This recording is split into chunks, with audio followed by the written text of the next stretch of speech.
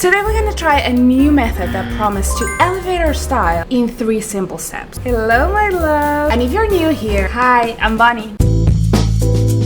If you like fashion and you're anything like me, I'm sure that you have felt this way. When you see fashion magazines, you probably see outfits that kind of fit very neatly in a box. So you will see the boho chic, or the minimalistic one, the very urban, the artistic, the gothic, and all this is beautiful. We like to put things into boxes so much that we started using the term aesthetic in platforms like TikTok and Instagram, and here on YouTube too.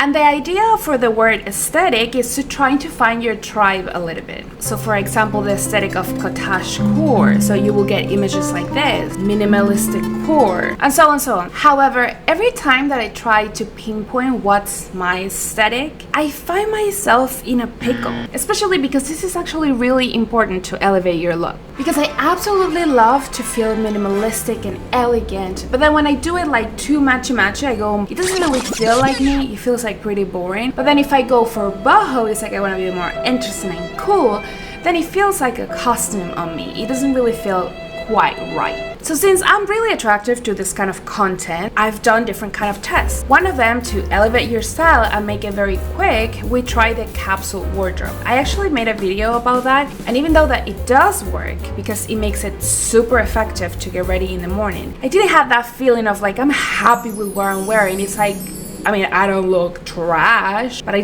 do kind of look boring. So I knew right away that that wasn't for me. There are other experts that just tell you, you just need to do a mood board, and then when you get all that inspiration, then you can apply that to your own wardrobe. But for like everyday style, it just didn't felt like myself. And while I was going into that spiral, and my husband, it's like, why do you care so much about this? I don't know. I just find it really entertaining. I discovered this TikTok account, Allison, celebrity fashion stylist, and she claims it really showcase your fashion style and elevate your look with the 3-word method. I believe that she invented that method. And the whole idea is that you find 3 words that will describe your personal style. So it's personal, meaning yours specifically, and mine specifically, where you feel good, fashionable, beautiful, you know, all that stuff. And it kind of becomes your own formula. To be honest, I found it very attractive. So I decided to try it, and what better than to try it together. I'm sure that somebody else as into this stuff as I am, and if you're not, you might discover some fun things today. And the whole idea is that I do want to try to see if her method actually works or if it's just another fail. Only time will tell.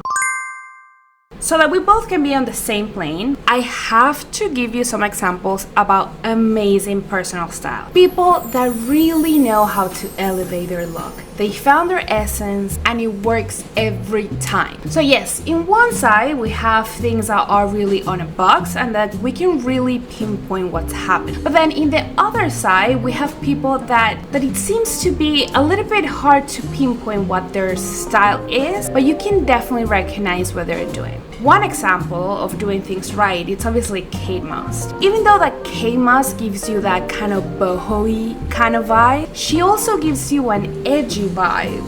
And she does look put together, but she also looks like very undone. Like she doesn't care what you think about her, but I promise she does care. She has stylists and, you know, all the stuff. She just looks good. On TV, I'm sure that you have seen Sex and the City, and if you haven't, you should. Sarah Jessica Parker character pretty much took their own life thanks to the things that she wore. She definitely looks trendy and she definitely looked elegant, but she was so bold and she would like mix and match prints. You kind of couldn't put Carrie in a box. She had her own style, her own vibe, and she looked fabulous with it. Another example, I know that some people hate her and some people love her, but something we cannot take away from Gwyneth Paltrow is that she does have a very particular style, which is like really minimalistic, really expensive, really put together. So either you love it or hate it. There's something about it that I cannot imagine her with like a super crazy outfit. It kind of speaks her own language in a way, and I feel like those are the things that put these 3 people together. You know, they have really different styles. They're kind of like a mush of a lot of other styles, which makes it really personal. So with that information, let's move on to the first step. So to be able to come up with these 3 words that speak to you specifically, or to me specifically, Allison says that the first step is to find out what are your regulars.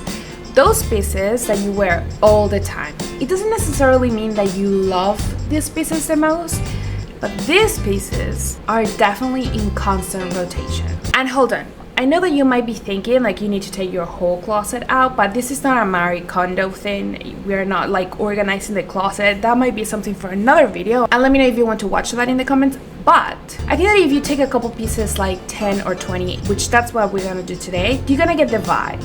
So the whole idea is to see what are the things that you gravitate towards and you end up wearing all the time. This result kind of took me by surprise. I really thought that I was kind of all over the place, but it doesn't seem like I'm all over the place. The reality is that there is a pattern. There is a pattern. And you can see that the colors that I use are pretty plain and basic. It's like black, white, blue, and definitely a touch of red. Apparently I have like a huge thing for stripes, and most of the pieces are very simple, either like just straightforward jeans that don't have anything on them. I think that the edgiest thing that I wear all the time is this black blazer, but everything else, like white button-down shirt, Jesus, I'm even wearing one right now. And to be honest, this is a lot of the things that you will see in a capsule wardrobe. And if you remember what I said before, is that one of the problems with this capsule wardrobe thing is that it didn't show my personality. And this is how I feel a little bit with this selection. But it's definitely a base. I think that the word that I'm gonna use to represent this stuff, and hold on, we're doing this together so you can comment what word you think will be best. But I think classic. I think I have really classic cuts, really classic materials, which I think that when you do this with your closet, you're gonna see what the things are you really missing or should buy more or less. So definitely I need to stop buying white button-down shirts because I have too many of them. Do I don't know, they damage easily. Okay, whatever. It doesn't seem like I have a lot of t-shirts like this color, so maybe I should get one that is white, blue, gray maybe. My style will be with the basics only, classic, casual, a lot of loose buttons and a lot of tight tops, which makes a lot of sense because I do have a large chest. So if I wear things that are really flowy, I just look like double the size. I just don't feel comfortable. I think for now I'm gonna stick to classic, but the other ones I'm just gonna keep lingering.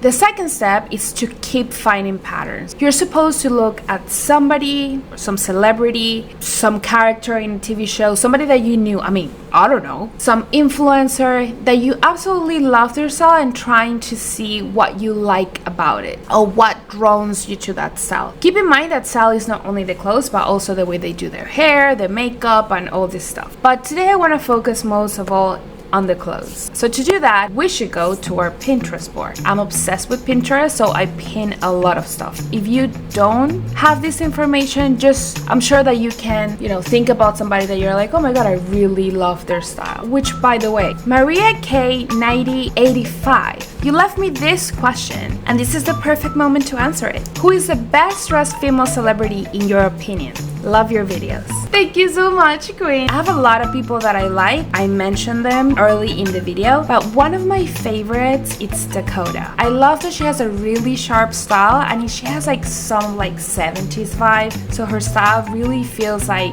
you can take it for inspiration on everyday situations. It doesn't feel so unattainable, but she's cool. She's just freaking cool.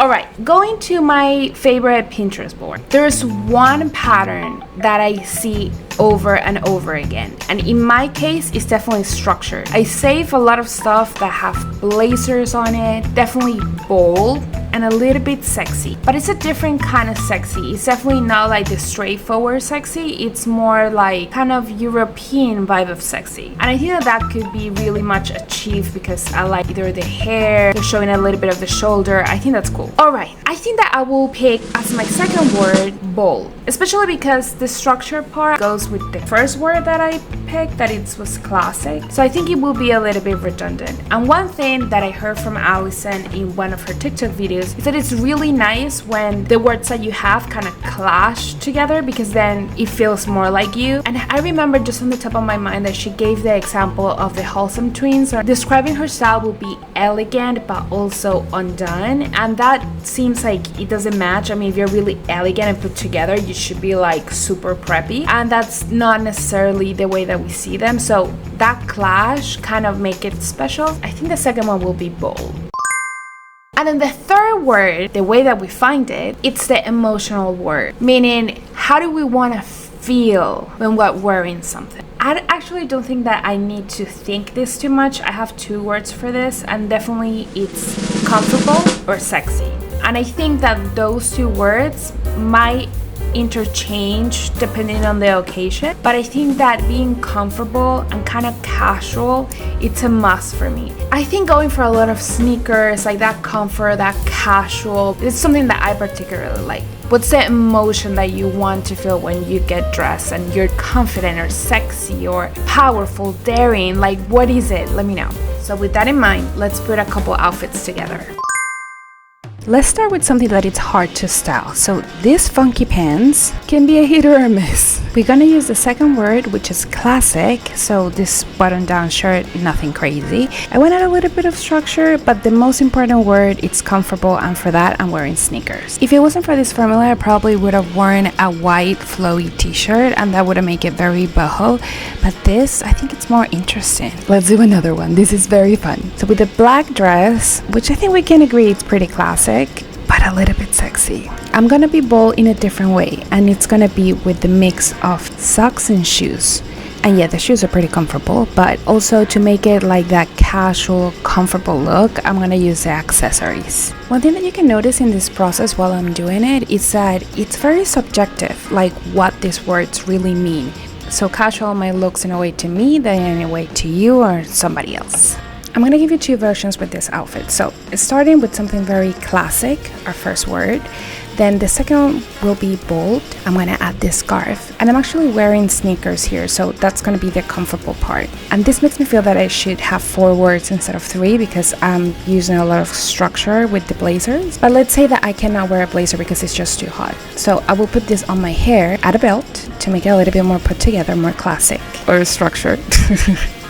And then comfortable with the shoes. So you can see that we have comfortable, classic, and bold. The outfit that I was wearing while recording the video, it's also a very good example, and it makes me realize that I use a lot of little details to make it bold, and it's not so much on your face. So the classic, the shirt, the sandals are definitely comfortable, and the bold will be the scarf. If you see this very simple outfit, I will change it to something a little bit more classic. So jeans are a little bit wider and they're not ribbed, and pair it with something else that it's also classic. Given the bold with the accessories, and with the shoes, I'm actually gonna go for comfortable but not sneakers, just Gucci sandals. One thing that is really good is that if you find a formula that works for you and you can put it in different ways, it's gonna make things easier, and I think that this will be reflected on this. So I'm using, again, pants are really bold, a shirt that it's pretty classic, giving it some structure with the jacket that it's part of my basics, and comfort. Also, to mix things up a little bit, I have this sweater that it's the Diana Black Ship sweater that I've been wearing a lot, and it's pretty bold. Here I show you 3 ways on how to do it with the formula again. So even with the formula, I realized that I have other patterns. Like, for example, I like to be bold with a lot of scarves, and I feel more comfortable when I'll do it with pants as well. I think that that gives me signals that maybe I should or could experiment in other areas, not only in those 2. But also, if I'm on a rush, I know that I can just pull something like that really quick, and then it will solve the issue for like everyday life. So I can totally see this formula evolving with time. I want to give you the final thoughts.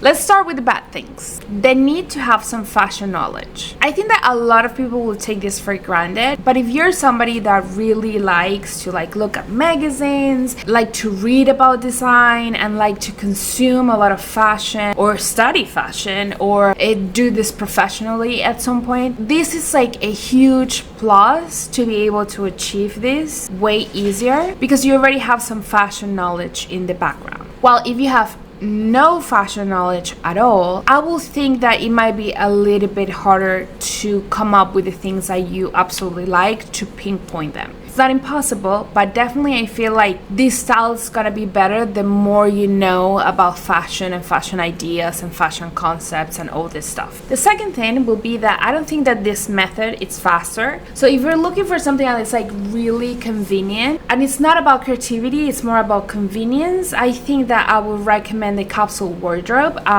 Gonna leave it here. But if you are somebody that likes to be creative and experiment and have fun and take the fashion process not only as like, I guess I shouldn't be naked, and it's more about like I want to feel and look good and like I'm having fun and expressing myself, it's definitely faster than going without this method at all. The third thing is that I realized that you kind of do this already, so it's not like such a big news. I think that the biggest news for me was what I wear most and every day, which was step number 1.